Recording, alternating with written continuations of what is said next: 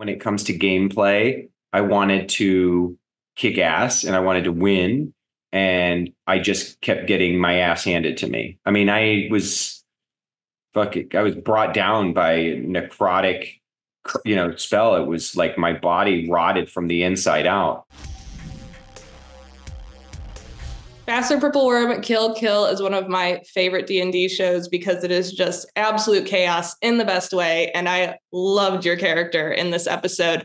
But I have to ask you, what were your first thoughts when you kind of heard the pitch for this of level 1 characters playing against these really big, bad monsters? I assumed because this was something that we were going to be doing and performing in front of a televised audience, with cameras, and then we had a live audience there as well, that we were going to be given some kind of opportunity, some kind of hope, some kind of glimmer of like a chance of victory. And then it's like when you realize that you're all like level 1 balumpity dumps up against like powers way beyond any possibility of hope.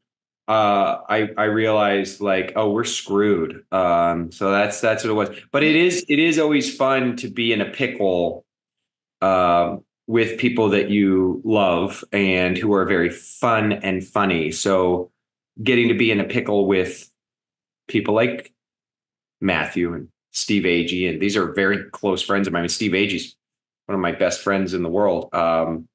Nora was awesome. It was just like, it was really fun.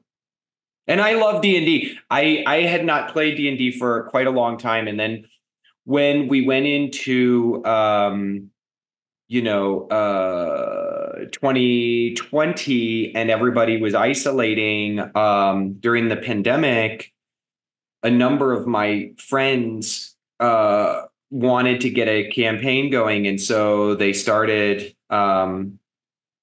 playing, and it was pretty awesome. Yeah. Did your approach to playing change going into this, knowing it was only an hour long, so you couldn't get into like huge amounts of backstory or anything? Well, I still loved my backstory. I thought that Bigum Battleaxe was this like total like aged barbarian who's just getting so old now that this may be like his last hurrah. So the hope was like he's going to go out in a bang. I didn't realize how much of a bang that was going to be. But no, I think it was more of like, okay, there's only 1 hour. We're going to do a whole campaign in an hour. How the heck is that going to work?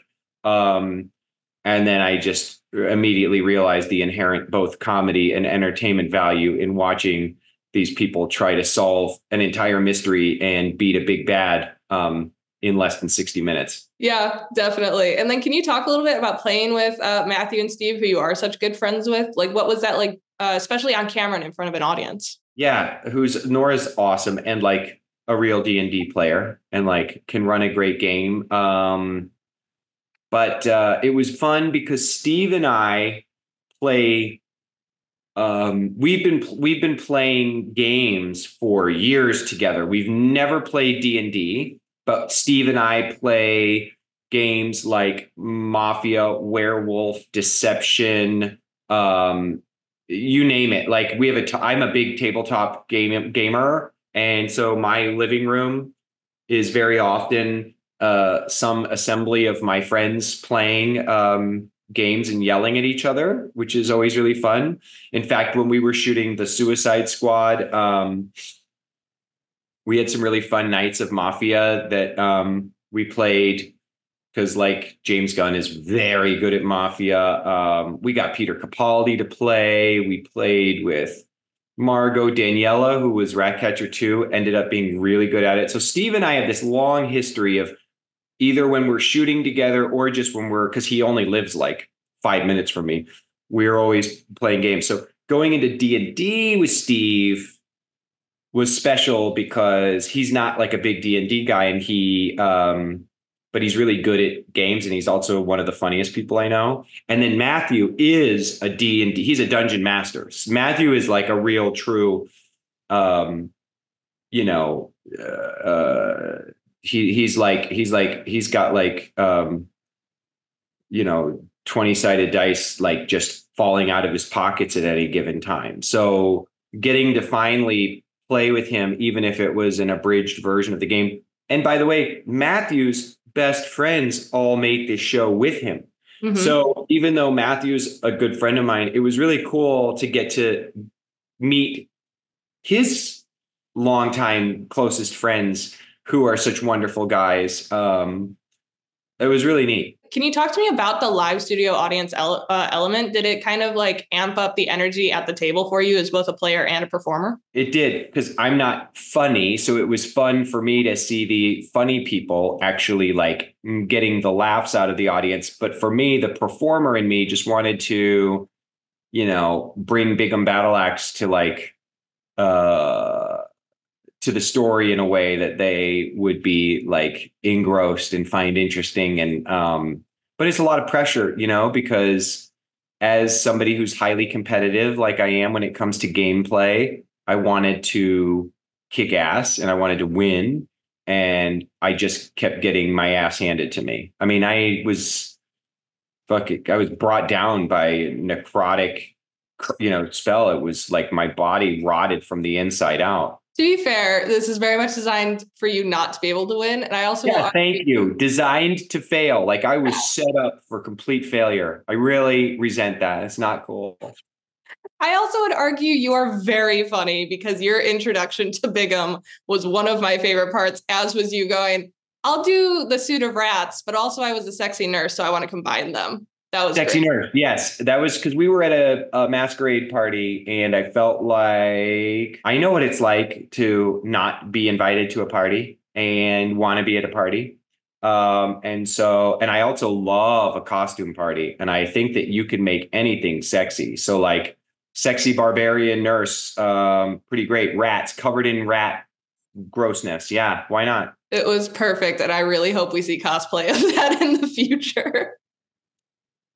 That would be amazing. That would be amazing. If no one else does it, I'm going to do it. When you do, please send me pictures. That's all right. I know. And then can you talk to me a little bit about the difference between playing character that you create, like Bigum, versus characters that you're playing in like a television or show or movie where they're created by someone else? I guess the only difference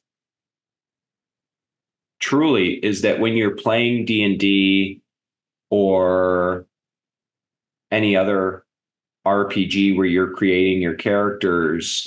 I was a big Marvel superheroes player when I was a kid as well, where you could play with canon characters, but you could also create your own heroes and roll your own.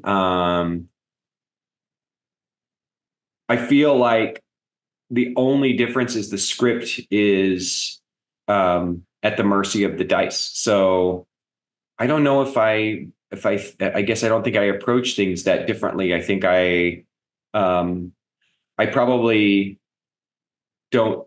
It's interesting when you're, I've never played a D&D campaign where everybody's like in character the whole time, although that could be really fun. Like, cause you're David, and then you're Bigum, you're both entities throughout gameplay. It would be really fun, I think, actually, to like immerse ourselves into a campaign where like once the DM starts the adventure, it's like you're now in character the whole time, like voice, physicality. That would be cool. Are you able to kind of stretch any muscles playing D&D that you don't necessarily get to as much with scripted acting? Yeah, because the discovery of and the tension and the stakes of rolling the dice every time you're confronted with a major decision. And that's everything from intuition, not just battle stuff. Like anybody who watches, Faster Purple Worm or who has played D&D knows. And even if you haven't played D&D, you're rolling the dice more than just to find out if your, battle axe is going to find its mark, or if you're, the arrow that you're shooting is going to land in, some ogre's eye. You're also rolling for all manner of different things, finding out if you've got enough charisma and if your personality, is able to maybe charm the pants off of somebody into giving you a key to get you into a place. If you've got the ability to intuit, secrets that are, hidden around a space. It's always at the mercy of that thing. I would like, when I perform as an actor in a scripted, project, that people watching me believe that I'm making the discoveries as they're happening. But the truth is, it's memorized, it's written, what's going to happen. So you just have to kind of find a way to manufacture and create that sense of discovery. With D&D, it's legit, and it's really fun. It's a great game, Dungeons and Dragons, for so many reasons. I think it's always been a way of socializing for people who maybe don't have the confidence or the same ability to just walk into, say, a kegger and be social. It's also a way to explore your imagination and to stretch your imagination, because everything there is no, even though sometimes we use die-cast metal figurines to like represent our characters, or we use a map to represent the board, the world in which we're exploring, it's all here. And I'm really excited. My son rolled his first character recently, and slowly, he's only 9, but like dipping our toes into the exploration of that is really fun. Can you talk to me a little bit about, especially with Fast and Purple Worm, kind of threading that needle between comedy, like the unexpected heart we get out of it, and tragedy? Because I feel like that's one of the things this show does really well, is balance all 3 of those. Comedy and tragedy are just 2 sides of the same coin. That's life. And the absurdity of being hapless, heroes up against insurmountable odds is kind of like the absurdity of being human beings up against the insurmountable reality of the fact that we're all going to die at some point. Like that's kind of the comedy of life. And if you have the wherewithal and the presence of mind to be able to find the humor in that, I think you're going to have a much more successful life, because I think a lot of the things that we fear in life do come back to death, because we fear death and being alone. And I think in playing a game like D&D, it's a great exercise in using your imagination, walking through these absurd scenarios, falling on your face, being like, what happened to Matt with his character in the story, like tripping and falling and, inciting an explosion of massive catastrophic consequence. That's life, man. That's life. It's tragic. It's scary. And then all of a sudden you go, holy shit, like, we never had a chance anyway. So let's just enjoy the ride, right? I could not agree more. And is there anything from the Purple Worm experience that you want to take into any of your future projects, be it like a film or television program, or like a comic that you're writing? There's a lot of stuff from that experience. The 2 things that I loved the most was this affirmation for me to see Matt and all of his buddies creating something that I know they love and that they share together. For me, again, going back to this reality of how short life is. So it's like, make sure you make the time to go to Disney. Make sure you make the time to tell the people you love them. Make sure you make the time to just have a stupid day with no motive other than to watch old movies or eat, your favorite Reese's peanut butter cup shapes, whatever the thing is. So seeing that, I take that away, because I've been doing that a lot in recent years. I started, my own company called Good Fiend Films, and I've been being very intentional about what acting projects I've taken on, because I want to spend time with the people I love and create things with the people I love. And I think you're going to make the best work when you do that.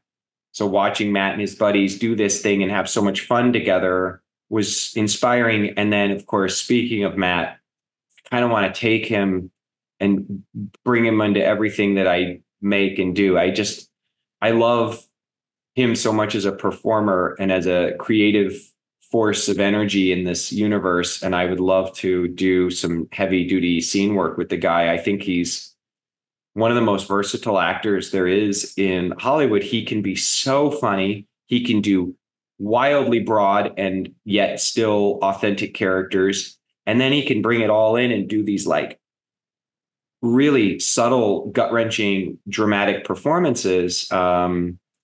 It's really wonderful. So I want to pull him into Steve, I'm always trying to do stuff with Steve. And I want to make stuff with my friends. And as for my comic books, constantly always being open to discovery. I'm writing, well, I write a comic book for Dark Horse called Count Crowley, and the newest volume is now in release. So the first issues come out, the next issue is about to come out in another month. And the way I write it, I want it to feel like I'm playing, D&D, where I never really know what's going to happen. And I try to dare myself and challenge myself to not take the safe route of planning everything out in a way that I know exactly how things need to land. I like to take risks, because then I think when people are turning the pages of the comic and discovering what happens next, they get that sense of of wonder and thrill that we had when we were little kids, where you just didn't know what was around every corner, what was about to happen. I'm writing a comic with Todd McFarlane at Image right now called Knights versus Samurai. And that one, I had this big idea, very inspired by years of Dungeons and Dragons play, and so motivated by the time that I spent in D&D campaigns playing.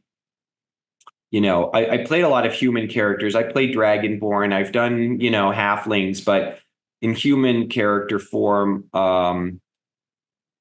being the equivalent of a barbarian or a knight to me. And I always thought that there's a fair amount of samurai, ninja, and more Eastern influenced dragon mythology within Dungeons and Dragons, but it's like just a small part of that world. And I always thought, like, how cool would it be to see knights clashing with samurai while they're trying to duck the fire of, dive bombing dragons. And that's the comic I'm creating right now. And I am so excited for people to see it, because I think people that love D&D and that love like Faster Purple Worm are gonna really gravitate to the series. I hope so. I don't know. Who knows? I'm very excited to check it out. And I'm very excited to check out Count Crowley. That has been on my list for since Comic-Con. I'm very excited for it. And I know you've talked about your interest in adapting it at some point. Kind of what for you in the dream scenario would a television adaptation of Count Crowley look like? Would you want it to be live action, animation? My dream is a live action series where we find this actor that has that,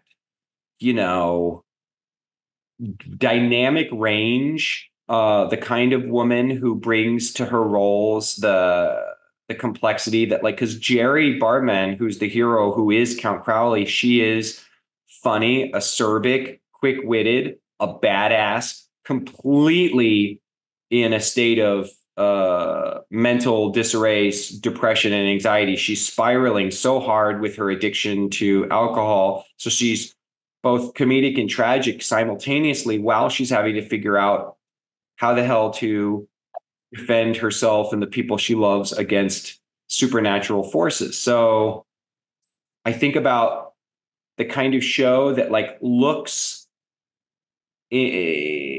inspired by or evokes kind of all the stuff that we loved about the Universal monster movies, the movies like Monster Squad and Fright Night and all of that, but with that kind of dramatic and powerful character building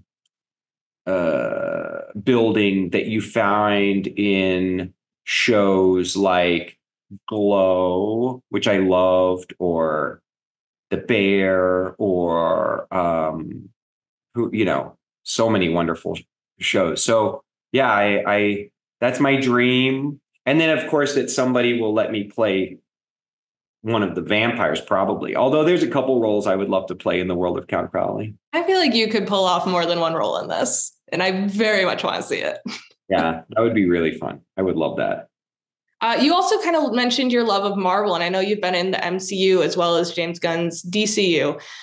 Is there a specific character that you'd either kind of maybe want to play because there's the animation element, or even one that you would maybe want to write for a movie or something? In the world of Marvel, my favorite characters are a lot of those those heroes and anti-heroes that were creeping around in the shadows, lurking around and kicking it with, groups on the fringe, like the Defenders, the Midnight Suns, the West Coast Avengers. So I love characters like Morbius.